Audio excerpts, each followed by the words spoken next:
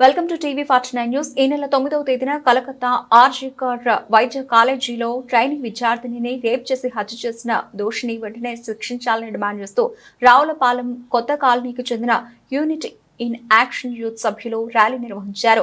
మండల కేంద్రం రావులపాలెం గ్రామంలో గల కొత్త కాలనీ యూత్ సభ్యులు కోల్కతాలో జరిగిన దుస్సంఘటనకు నిరసనగా ర్యాలీ చేపట్టారు. ఈ సందర్భంగా యూత్ సభ్యులు మాట్లాడుతూ నిర్భయ, దిశ వంటి చట్టాలు కేంద్ర రాష్ట్ర ప్రభుత్వాలు ఎన్ని చేసినా మహిళలపై అఘాయిత్యాలు రోజురోజుకి పెచ్చిరిల్లిపోతున్నాయని వాపోయారు.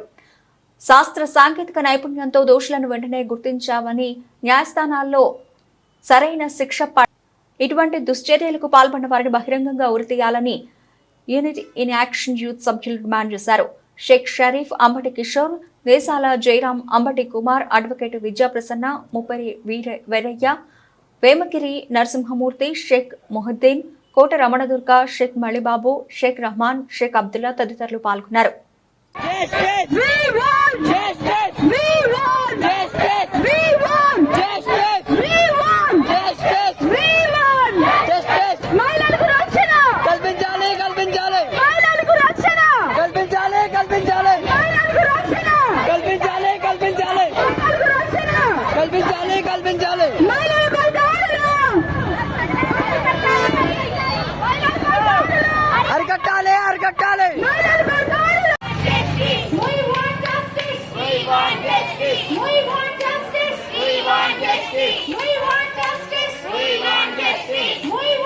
ఎన్ని చట్టాలు వచ్చినప్పటికీ కూడా ఒకప్పుడు స్త్రీ వంటింటి కుందేలుగా ఇంట్లోనే పరిమితమై ఉండేది.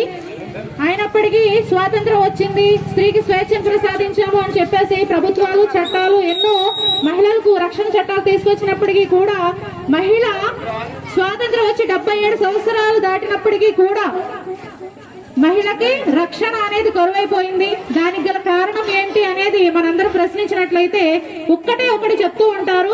ఏమిటి అంటే ప్రతి ఒక్కరిలో కూడా ఆలోచన శక్తి ఉంది, మూర్ఖులుగా అయితే ఎవరు ఉండడం లేదు.